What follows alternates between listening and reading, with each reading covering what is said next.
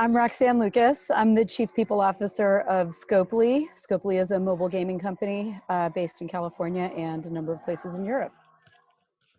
One of the things that stands out as the most different from the many other team systems and models out there is the actual counterintuitive defocus on team relationships.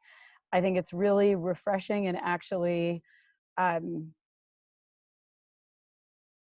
much more inviting when people have trepidation of going into all of the kind of historical team, everything that maybe hasn't worked, and with the focus being on what are we trying to achieve, what are the habits and deliverables that are going to help us do that. That future focus is such a more inviting way to pull people into what's actually needed instead of the going into the past and going into what hasn't worked, that it's just a huge difference between many other systems I've seen.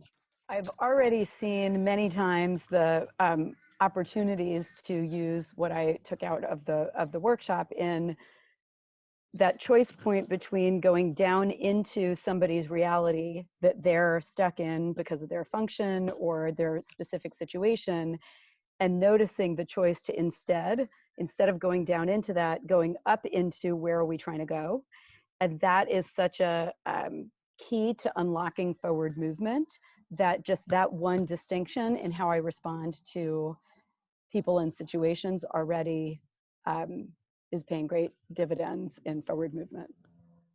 I think the setup, the design of the days was another example of Impact's commitment to rapid results and action orientation. You know, the first few days of the workshop was already getting experiential learning about actually applying and just doing the model as a group. Even though we weren't an intact team, we were still able to go through the workshop as if we were an actual intact team. And then the discussions about unpacking what actually happened and why this or that choice in how we did it, and the things that we were learning in the first few days happened in the later part of the session. So we really already had our own experience of what we were talking about, rather than a more theoretical academic approach of understanding the concept first and then trying to apply it. We just got right into action, and I think that was super effective way for us to learn together. Also, the caliber of the other people who were there were all people who really are incredibly accomplished and experienced professionals who were bringing in their own experience from many different chapters of their career in different teams and business challenges.